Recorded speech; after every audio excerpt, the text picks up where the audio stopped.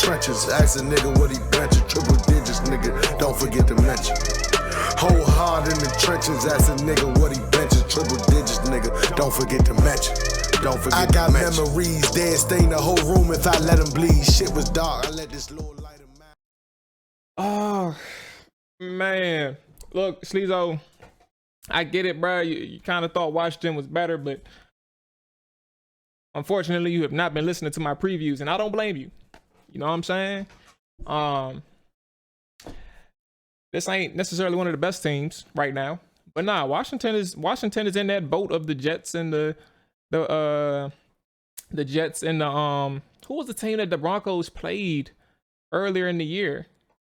Hold on 1 second. Where are we at? Where are we at?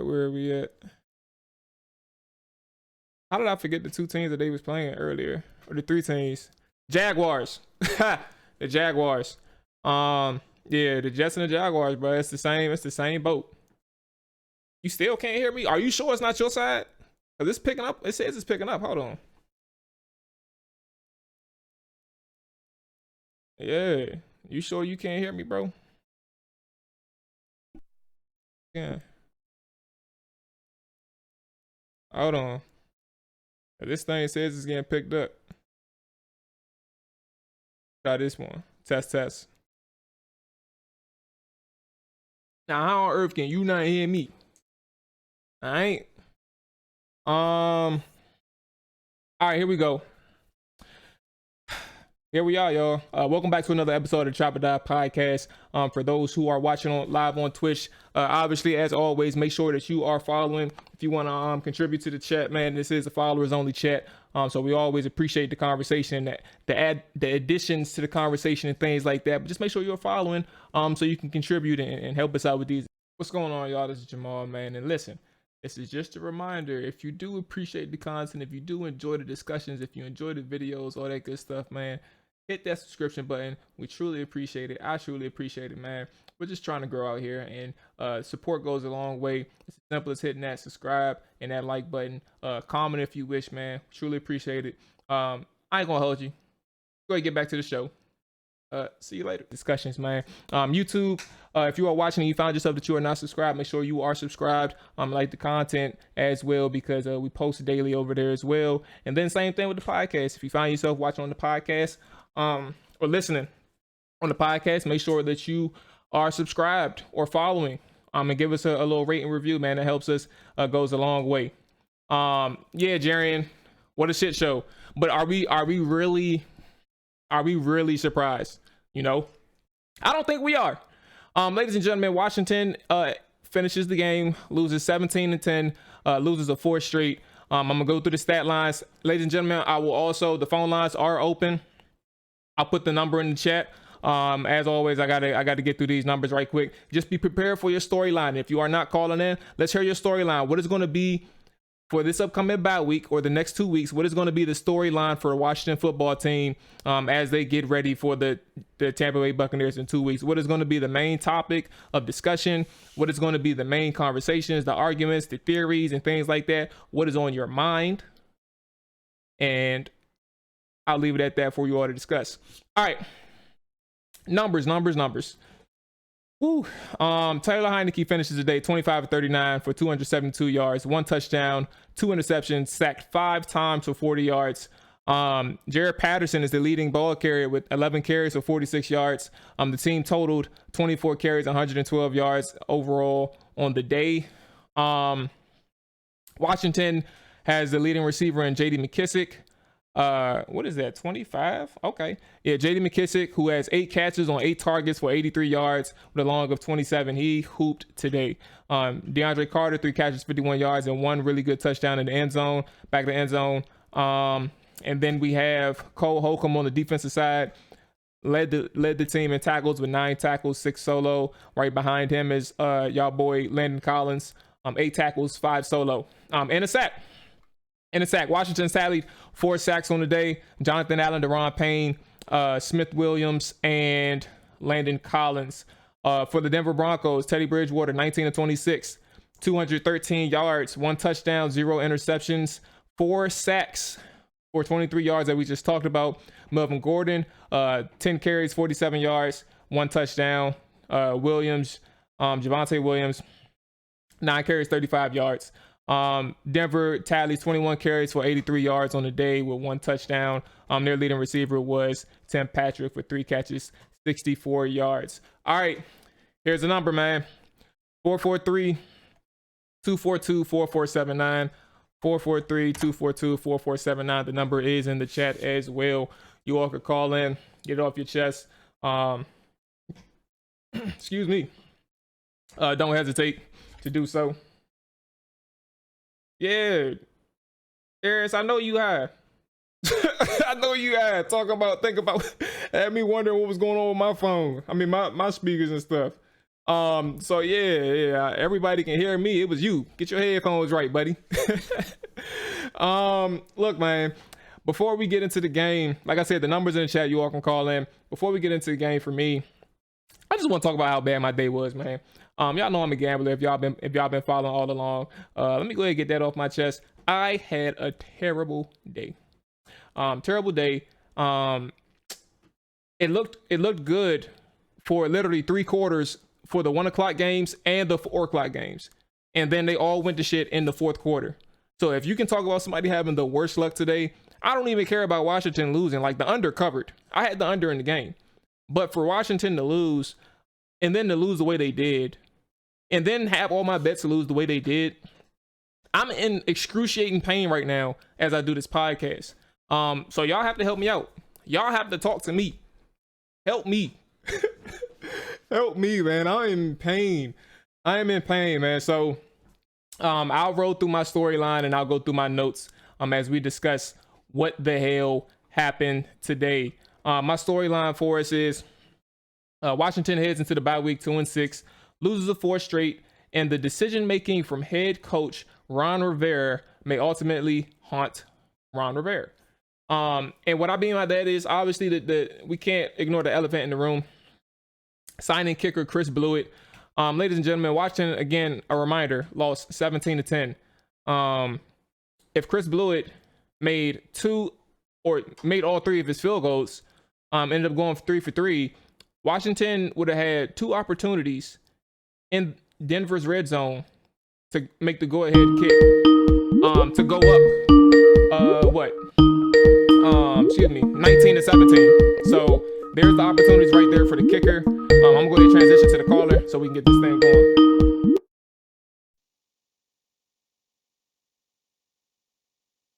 Did this thing get connected? Hello, who's this? Yo, this AJ. Oh, all right. What's going on, AJ? How you feeling, bro? Good, man. How about you? I can't. Well, I just talked about it, bro. I'm in pain right now. It's not even off the strength that Washington lost, bro. I've had a terrible day, but I need you to talk talk to me because I can't. My day's not been good. Hey, man, just had to tap in with you, man, after watching this debacle of the game. Yeah, man, I don't really know. I don't know what Ron Rivera is doing, and it's only gonna get worse because even after the bye, you're playing Tampa Bay. It's just like your offensive coordinator is just not dialing up plays that fit within the strengths of Taylor Heineke. Like, you keep doing things that he really isn't good at. Like, you force him to throw the ball outside the numbers instead of playing the middle of the field. Like, maybe even have him dink and dunk a little bit more. He definitely can't even throw the deep ball. So you already kind of eliminate that from the game. It's not even a threat to opposing defenses. I mean, that red zone, what's up with the red zone play caller? Like, it's just ridiculous. Last week, this week, it's just all over the place. 3 straight weeks of looking terrible. Denver literally gave you the game. Even they have bad coaching. Like, why are you trying to throw the ball instead of like running down the clock? You could take a knee, whatever, force them to use their timeouts, punt the ball, and go about your day. Like, I don't even know. It's just I'm hearing Ron, like, I'm watching the press conference right now. He's talking about, like, you know, development, blah blah blah, quarterback, mortgage in the future. You serious? I'm like this dude. Yeah, I'm like, this dude is like, he really is trying to go about building out this team like the Buffalo Bills. The more and more I hear him talk, it feels like he's trying to do exactly what Sean McDermott did. And with Buffalo, they added pieces around Josh Allen, and they went and got Josh Allen. But it's like, realistically, at the end of the day, you are the one who's handpicking these players, and you're putting them in these positions. You also handpick your coaching staff. You know, you brought in the same people that you lost with in Carolina and brought them here to Washington, and it's the same exact results. And you possibly could be getting fired again because of the stubbornness and the arrogance of thinking like you know everything. Like, I mean, even look at the kicking situation. Yeah, that's literally what I was just talking about. Yeah. Get their shit blocked. Like back-to-back games. Like that's let alone back-to-back games, right? But three times in 2 games. Like I've never seen a kicker have three kicks blocked in a year, and he had it done in 2 games. That is incredible. Yeah, man. It's insane. It's like dude's literally kicking his own lineman in the back when he kicks the ball. Like it's not even really even getting blocked by the special teams on the other end. He's literally kicking the ball into the back of people. So yeah, that's definitely something you're not going to see in workout because he's kicking with a placeholder. Yeah. He really is. I think my thing is because I'm trying to like the thing that kind of killed me with that. And I asked this question on Twitter. And I was serious. I understand like special teams coordinators and things like that. And I understand Ron Rivera, but whose job is it to truly evaluate kickers? Like who knows exactly what they're looking at? Because my thing was, how is it that a guy who is coming for Washington for 2 straight weeks had very low kicks, and Ron Rivera acknowledged the issue after his first game against Green Bay. And yet like this had to be something that you noticed during his tryouts, that his kicks were low. You had to see that. There's no way in hell that you didn't. And if you did see it, then there had to be nobody in front of him because you're getting kicks off without no issue. All you saw was a guy who had distance. But apparently you done created another problem. Now I'm not sitting here saying, because I thought Dustin Hopkins had to go. So I'm not even complaining about that. Is that when you're evaluating other kickers, how the hell did you just overlook the fact that this man was kicking the ball so low? I don't get it. That's an evaluation decision, man. I think, and it don't even have to do with the workout. It's just more so you can't go and replace a kicker like Hopkins and bring in somebody that hasn't kicked in the league for years or ever. You know, you got to bring in somebody that you actually have film in the NFL to study. Like, you can't do that. Like, certain positions, cool, but a kicker, like, nah, there's plenty of kickers out there that have NFL experience and game reps, you know? Yeah, you can't bring in a guy from off the street. Yeah, no, I do understand that, and I guess we could transition to other things after this, but I just do want to make this point known, AJ, because while I understand what you're saying, I think one of the things that people forget is Dustin Hopkins came in the exact same situation too. Back when he joined in 2015, like he had no experience in the league either, and he was drafted 2 years prior with the Buffalo Bills. So I only say that to say I don't like build that part of the situation in terms of him having no experience. I point to the evaluation, and the bigger thing is Ron Rivera standing behind Chris Blewitt and saying that he is our guy moving forward because he did XYZ in his tryouts. And it's like, if he did XYZ, how did you miss the glaring issue behind the kicker who has to get it above his damn offensive lineman? That's where I run into the issue. But it's all weird, man. It really is. What's going on, High? So AJ, you talked about Heineke. You talked about Rivera. The defense is weird, but I think it's in a good space right now. I mean, they played Denver. Obviously, that kind of helps them. And even still, they kind of gave up a few explosive plays at Denver. But they kept getting their own way too. I think the good thing to take away from this is obviously them recognizing the fact that Landon Collins well, first off, 2 things: where Landon Collins needs to play, but then secondly, Landon Collins buying in and actually like finding that role for himself and playing much better and much faster than we kind of seen when he was playing at safety. Yeah, I mean, I think the way Landon Collins played today and how he's played over the past couple of weeks, being featured more in the box is exactly what led Washington to paying him to come here. You know, that's exactly what he was doing in New York. But as soon as he came here, they tried to make him an all-world safety. Yeah. They tried to turn this man into something that he's not, and now he's being utilized in the way that he should have been when he originally came here.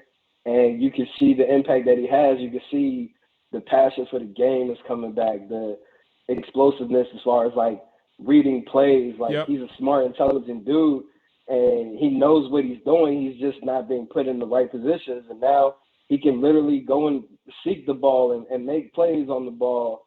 He can go after the quarterback. He's getting the blitz more. Like, he's doing the things that made him a Pro Bowl safety, got him that big payday.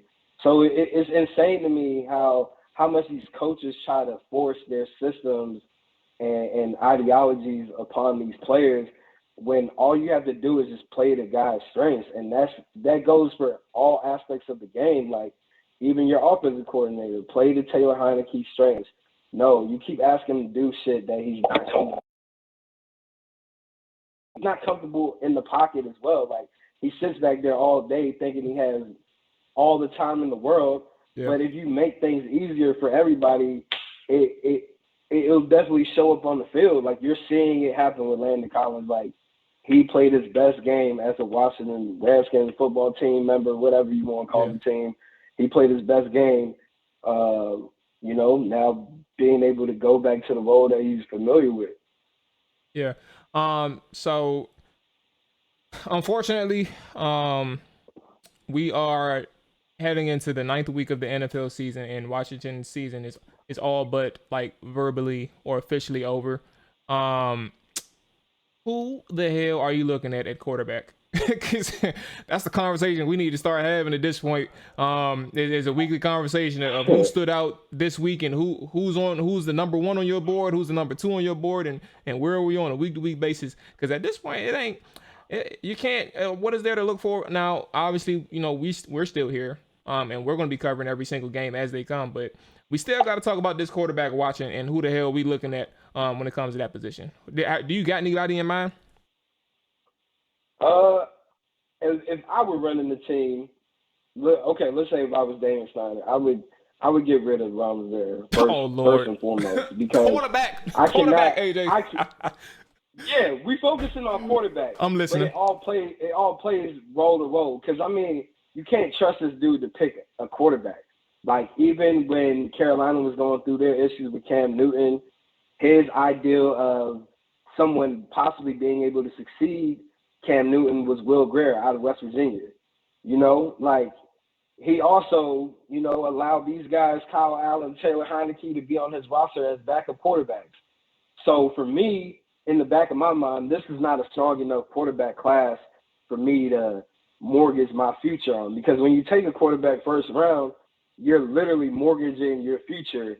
And I don't see that type of elite talent coming out of college into the draft that I would go into it like, damn, I need to go get this guy to be my quarterback. The only answer for real is you have to go get a veteran quarterback. And the way that Ron speaks about things, I don't see him being aggressive for, you know, a Deshaun Watson. I don't see him being aggressive for Russell Wilson, nor do I even really see those type of guys that they could get, like, trade acquisition-wise, wanting to come here, because you also have a shitty offensive coordinator. Yeah, I mean, Deshaun probably would come here. Oh, you think so? Yeah, he probably would come here. Yeah, he probably would come here. It's just, it's not set up. It's not set up correctly for a quarterback like him. I don't know how he would fit in a Scott Turner offense, because I really don't even know what a Scott Turner offense is. Like, it's bullshit. Every time I watch, every Sunday, it's just all over the place. Like, there's no identity of the team. So for me, I would just try to reset this whole thing, coaching-wise, and bring in some new energy and let that person either go about getting a veteran presence at quarterback or possibly in the draft. But like I said, I don't see any candidates in the draft. I know we've talked about it a couple of times. Dre is excited about Pickett from Pittsburgh. But, I mean, for me, I don't see any quarterback that I personally like. So, AJ, I got one more thing before you get off, because this may make you laugh, bro. So Ron Rivera is 2-6 right now. He's facing a game immediately out of the bye week against the Tampa Bay Buccaneers, who just lost to the Saints. And there are two coaches who are perceivably worse than Ron Rivera, and you know what? I ain't gonna do that. I ain't gonna do that to Ron. I ain't gonna disrespect him. They are not better than Ron Rivera, but Steve Spurrier and Jim Zorn won 12 games over 2 years in their tenure with Washington. Rivera may not even sniff that, and that's kind of bad company to be in, especially in a position that he's in. We talk about a team or somebody who's trying to turn the culture and build the roster up. And while I do give credit over the last few weeks about the defense improving, I've been saying that for about 2 weeks now. I've acknowledged that the defense has improved. The offense is regressing. This week doesn't help with all the offensive linemen going down. 4 starters were out for Washington. But overall, 12 games over 2 years for Jim Zorn and Steve Spurrier. Rivera may not even reach that. And regardless of the context that you want to have, Rivera had his people here, and he had everybody that he wanted here. I don't know how good that'll look when it's all said and done if he does not reach 3 more wins, which will take him to 12. That's not going to look too good. Yeah, I mean, I think he's losing his team. Like you can see the players coming off the field how dejected they look, things of that nature. I mean, I've had conversations with a couple of the guys on the team. Like they're tired of losing, and they're not just losing games they're losing games by bullshit, like bad coaching. Like it's not being prepared. Like you literally today you had the game under like whatever opportunity you could have done to win the game, you had it. Yeah. You know, and you still end up losing. It's like you're finding different ways to lose every single week. Like it's embarrassing, and it's going to take a toll on you mentally as a player. And at some point, you know, you can't keep saying the same shit and the same results are happening. Like, yeah, it's just not realistic. So as much as they talk about, oh, they got these first round draft picks on the D line, man, those first round draft picks come from winning programs. You know, like Ohio State, Alabama, like they're not used to this losing type of culture. And last year, yeah, they made a run, but they were still not a great team. And it's like, you know, are we waiting to see what happens when Ryan Fitzpatrick comes back? I don't know. He didn't look good to me in preseason, and he turns over the ball a lot. That's just who he is, and we got to trust that's who he is. So it's not going to change anything. But the season's over with. It's just more so, you know, where do we go from here? How do we address the quarterback position?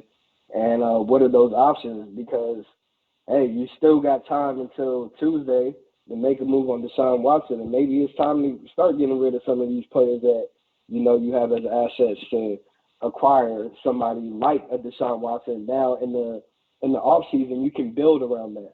Yeah. But if you don't take those opportunities and get aggressive, you know, shit is gonna play out how it played out. Like you could have got Matt Stafford.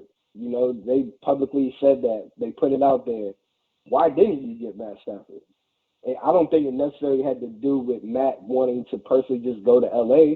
It's the deal wasn't sweet enough. You didn't make it sweet enough for Detroit to accept it. So it's just like, who else did you try to acquire? Like, was it just Matt Stafford and then, oh shit, plan B is Ryan Fitzpatrick and we'll just roll with Taylor Heineke if anything else happens? It's just poor planning overall.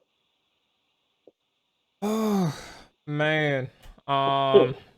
You're not wrong. You're not wrong on like everything you said. Basically, it comes to a point where you kind of have to evaluate. And in my head, what popped up, you kind of have to evaluate not only like because I mean 2-6 and going 2-15. Believe it or not, like just from a perspective or a POV standpoint, these guys.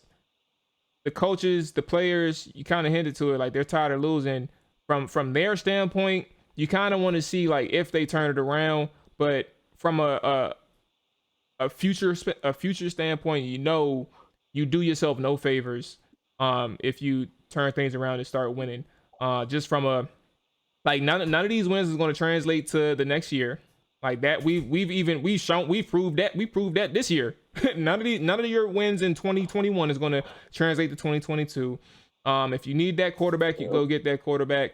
You don't look back. You don't regret it, and you keep going. I'm not saying that Washington needs to quote unquote tank, but they're doing a really good job being as bad as they are right now.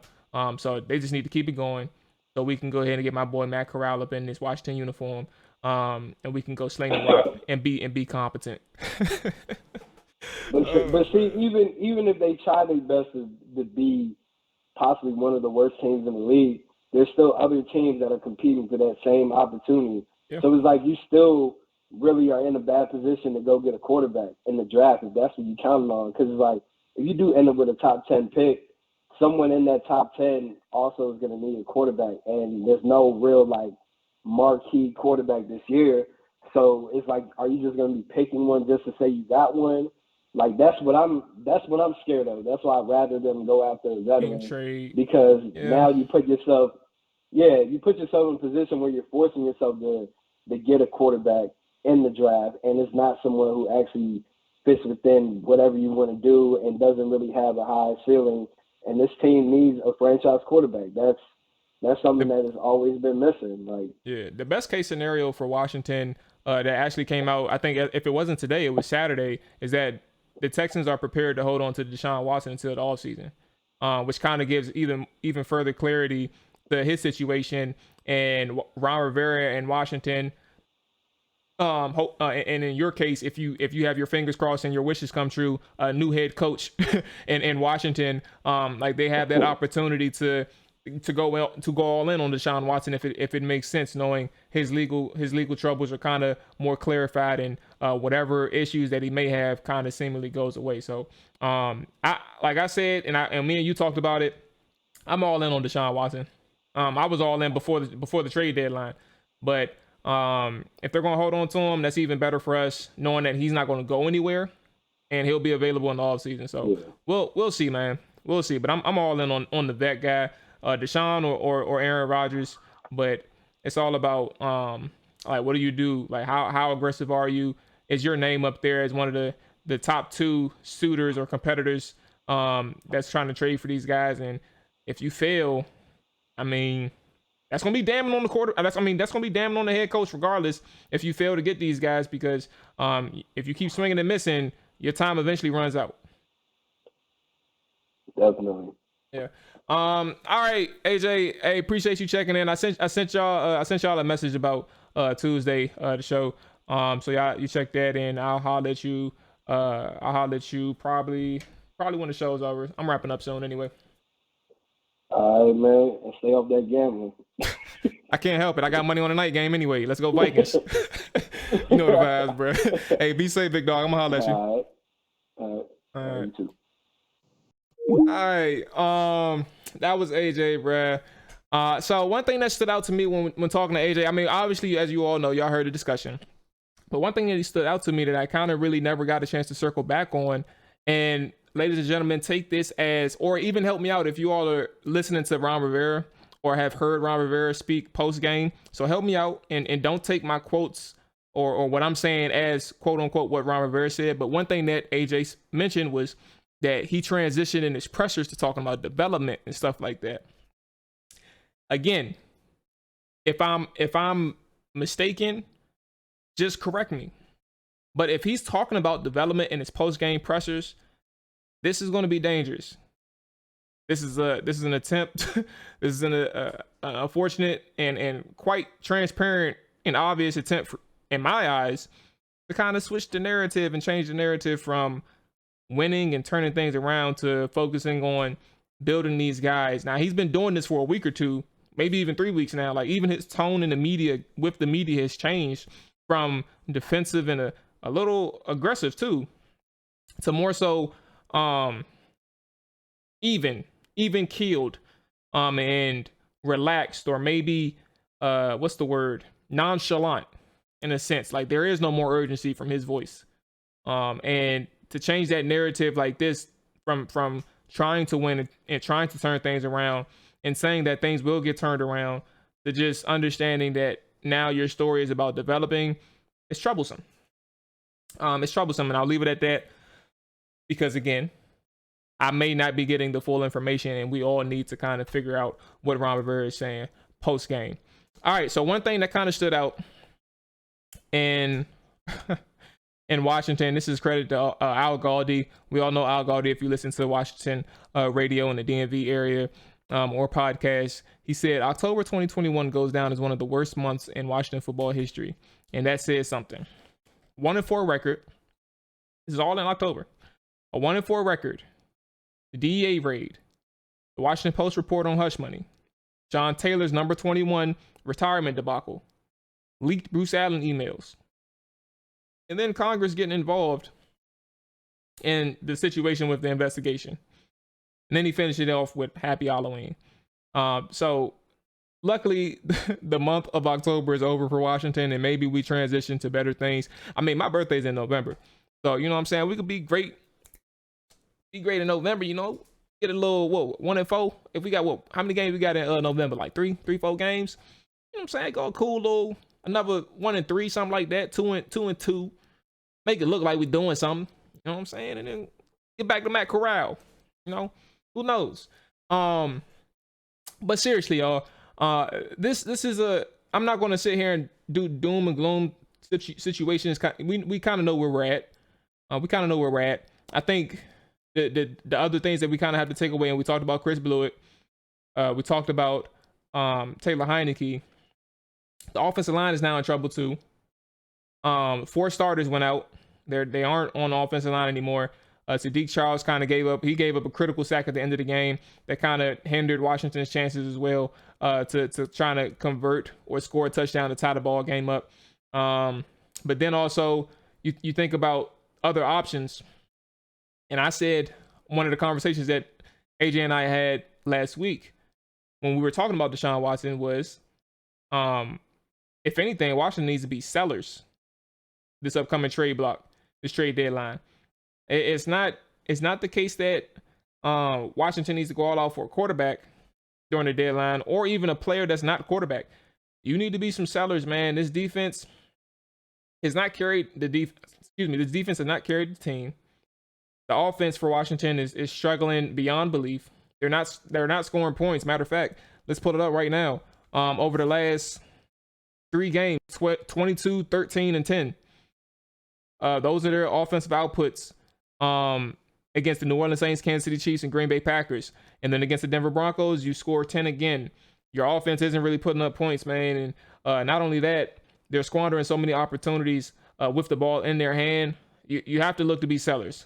Who are you going to trade? Like, it's unfortunate that Brandon Sheriff is injured. It's also unfortunate that everybody else on the offensive line basically got hurt this week too, with the trade deadline just a couple days away. Defensively, who can you ship? I mean, with the way Landon Collins is playing, you can look to ship him. I don't know if you're going to rid your mistake of William Jackson III.